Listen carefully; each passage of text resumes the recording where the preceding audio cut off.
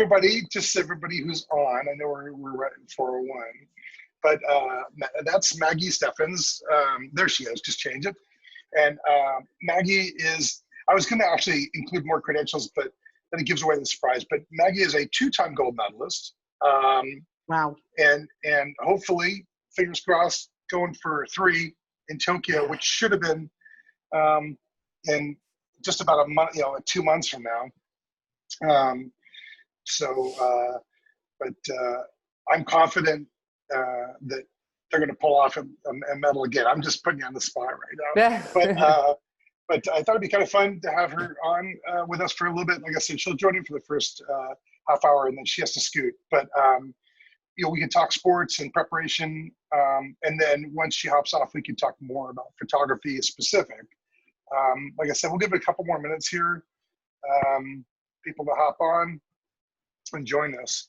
But as I told Maggie earlier, I thought it'd be kind of interesting to get her perspective, because even Maggie and I haven't talked about this. I've talked to a couple other people from different teams, but one of the questions that I will lead with when we start here in a minute is really talking about, I know from my perspective, the credentialing process and housing and air flights and preparation of camera gear and working with Canon and Apple and everybody on new technology that I'll be using, and all that is now out the window. Well, it's not the window, it's just a year delay. But of course, a year delay in technology means that the cameras I thought I might be using will either be way readily available at that point, or will there be something new that we don't know about? And then from Maggie's perspective, I thought it'd be really interesting to hear what's it like as an Olympic athlete who trains to a date and then finds out, you can't train, and then also, by the way, that date's going to scoot out a whole year. So that's got to be brutal. So we're at 404. Let's go. If Maggie, if you could start with that, and if everybody else has questions, and Ian, yes, you can have permission to record. Do I have to give that to you? And if not, I can send you the file, Ian. So don't worry about that. Let me just see if that's what I can do.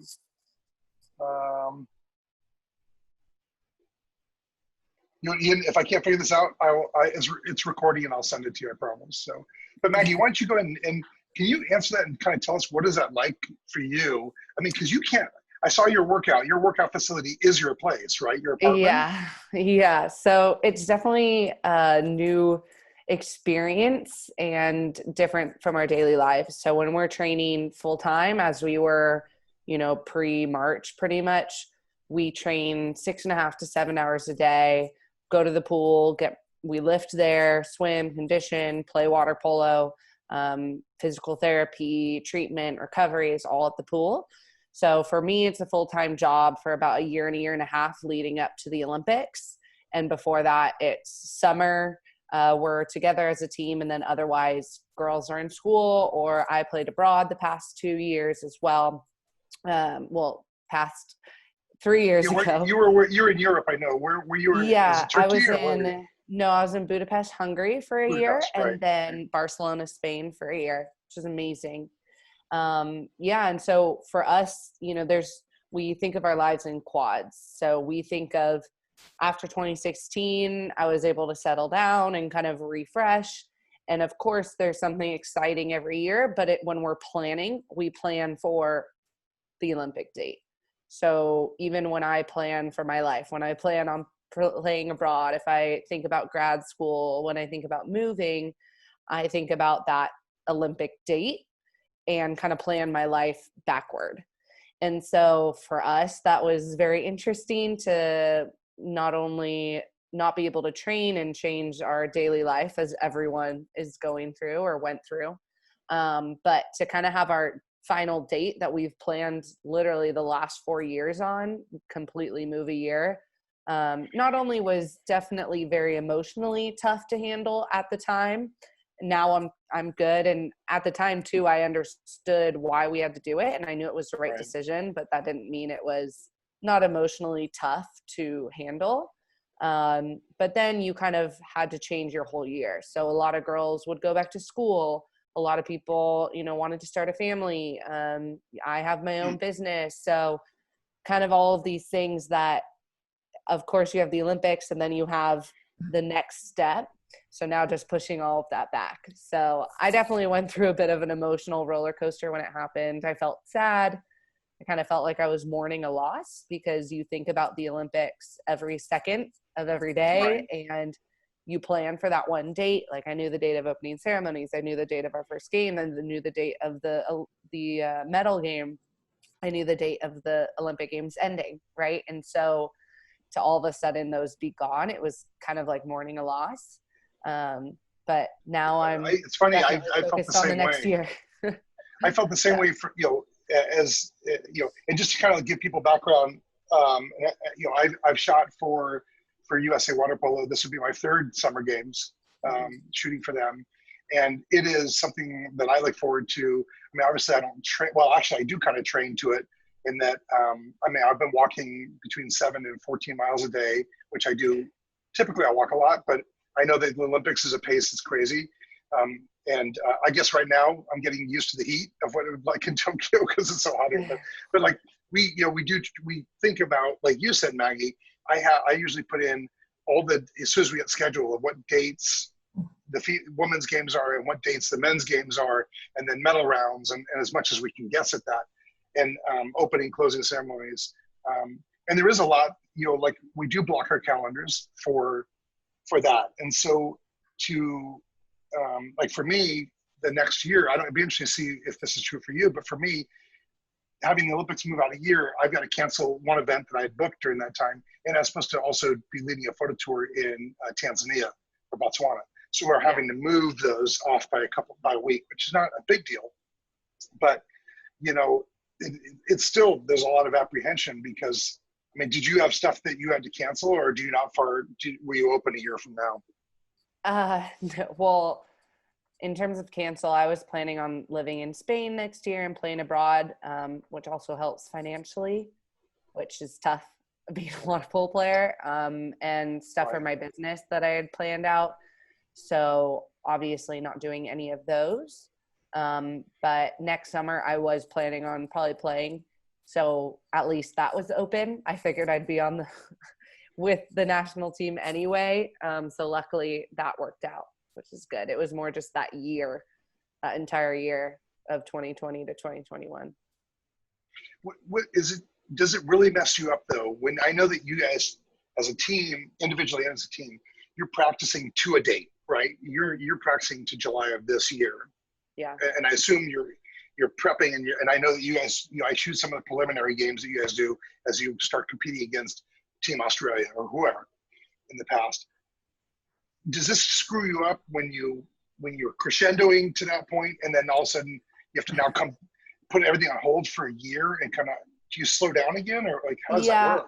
Yeah, I would say we almost, not a restart, because we've built the foundation, right? Which is so important, in photography and water polo and life, like having that foundation is so important. And so now luckily we've built a really strong foundation physically, which we'll lose a little bit in quarantine, but also mentally and emotionally as a team.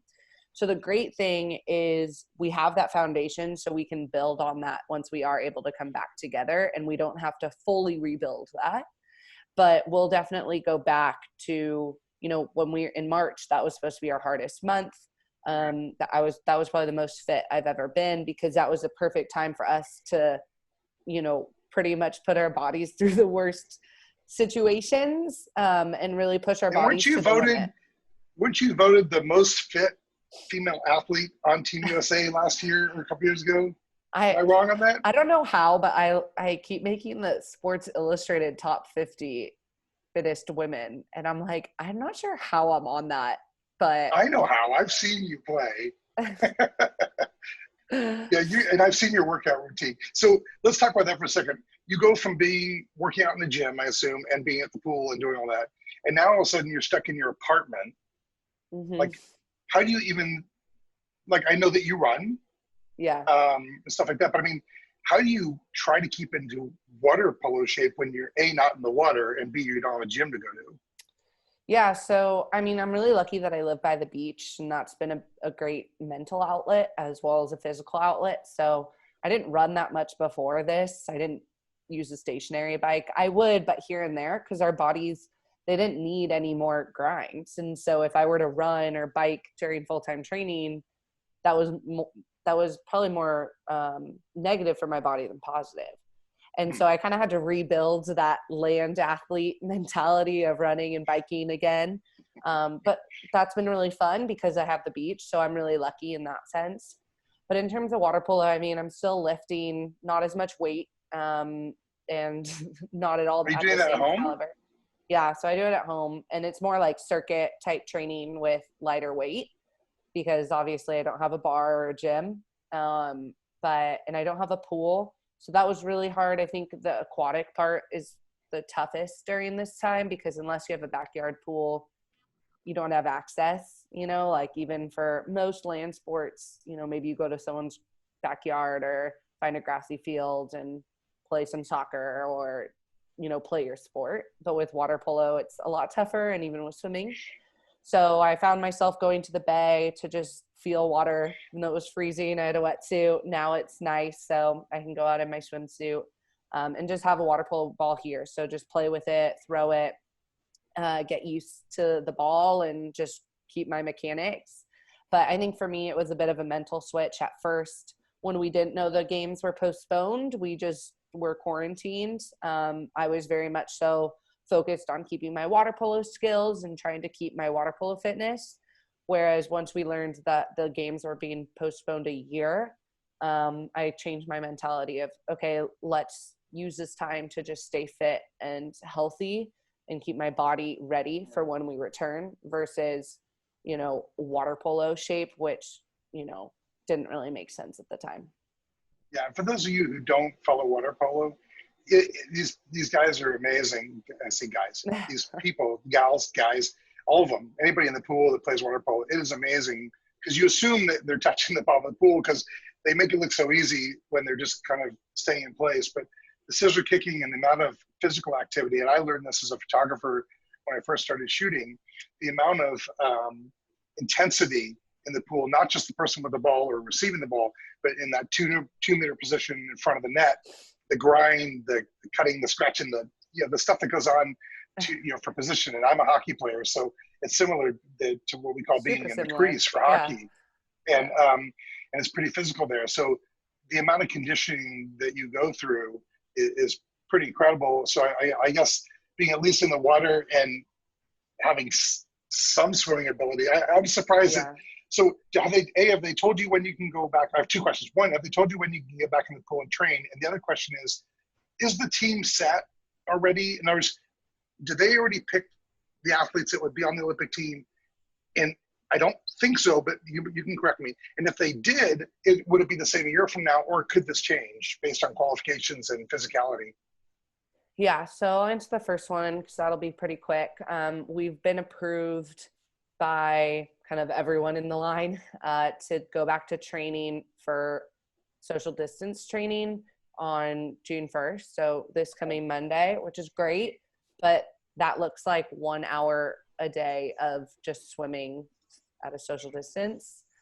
So no water polo, just swimming, which is great. We have a pool, and so I'm really grateful for that.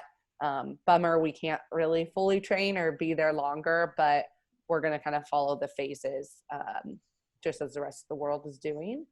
And so that's question 1. And then question 2, he was actually going to name the team, the Olympic team, about a week ago, or 2 weeks ago was when he was supposed to Coach name. Kukurian was going to do that? Yeah, he was supposed to name the team then. And so that was kind of a weird day for me because, here I was in quarantine, not trying to think about the Olympics. Like, I feel like these 2 months have flown by in my own home. And that day we were supposed to know if we were going to be Olympians or not. So it's, it's just crazy. But anything could happen moving forward. The team was never named. And even if it was, people develop in a year or, undevelop. And so it's, kind of a new year in a sense. I think most of us or all of us will be returning.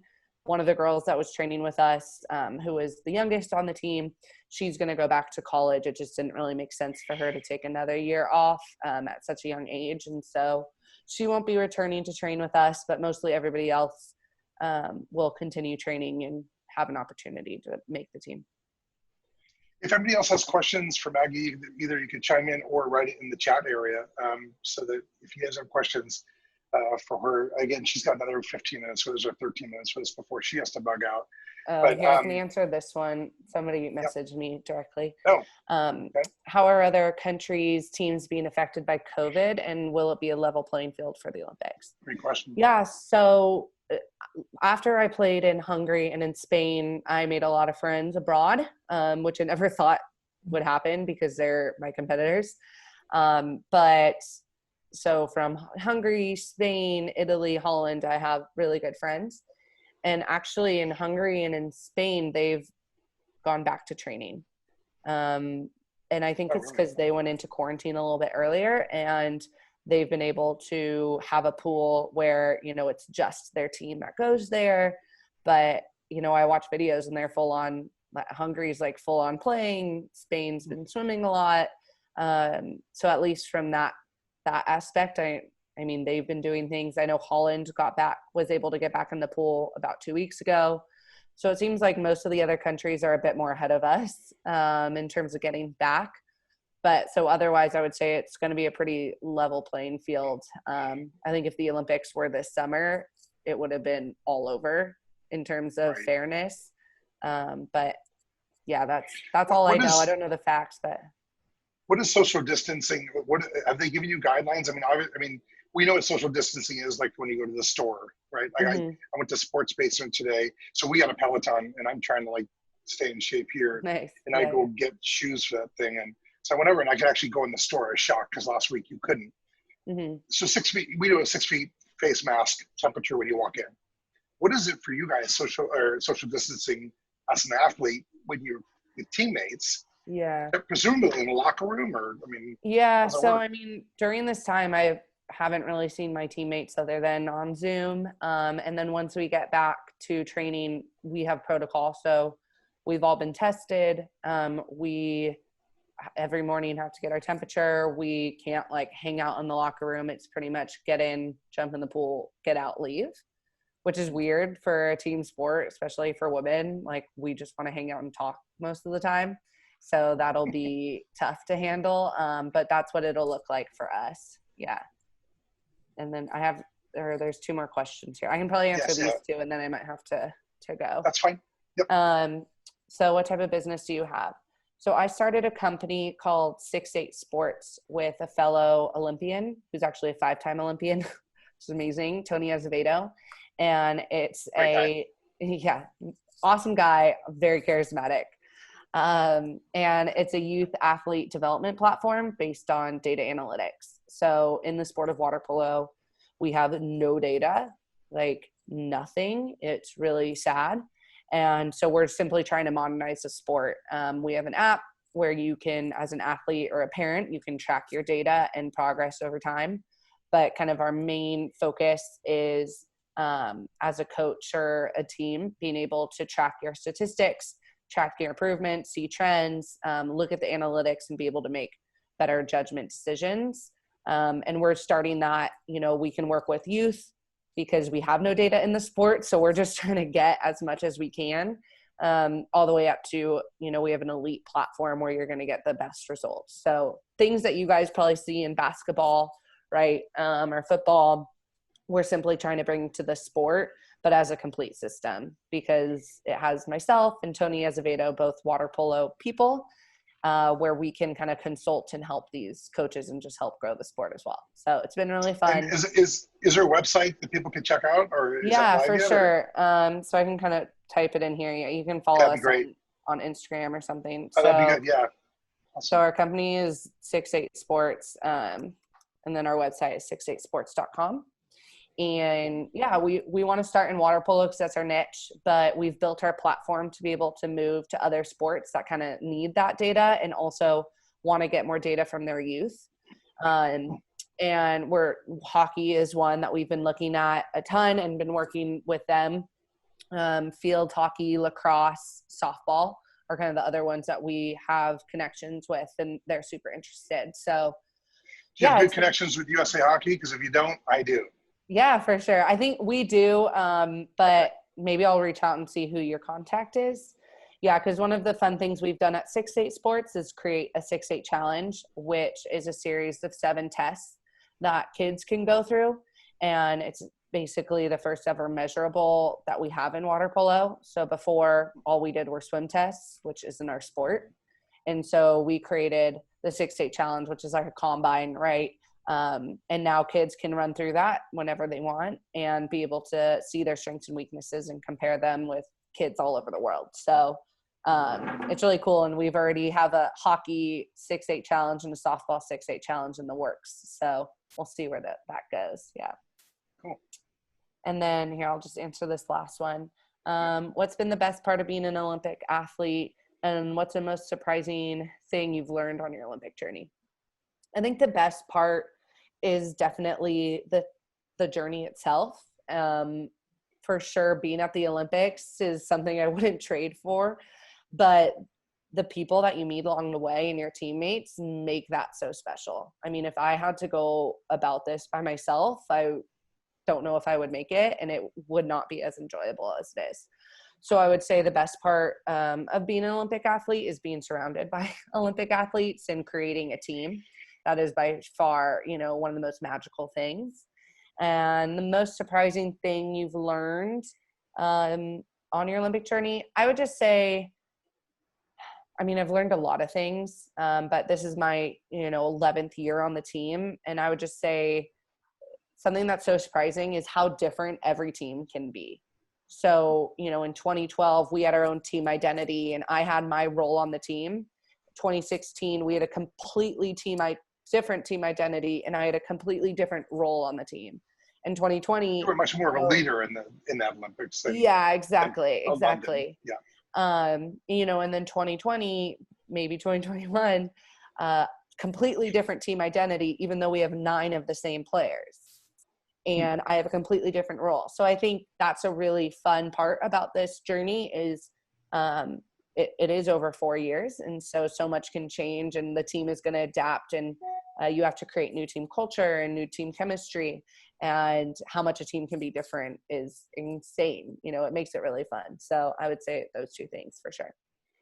Yeah. And I just to add, I can tell you that for one, I thank you for joining us first of all, but I will tell you that, everybody else is on this call that my answer would almost be the same. And that, even though, she has to train and compete and be in that mindset, as a photographer who's running around the Olympics going crazy all day long, it is really special. And I've said this in the past, people ask me what makes it so enjoyable. For me, it's the same thing. It is having the experience with, people on the team, whether it's Greg, who's, running the communication side, or other people that are in the executive level.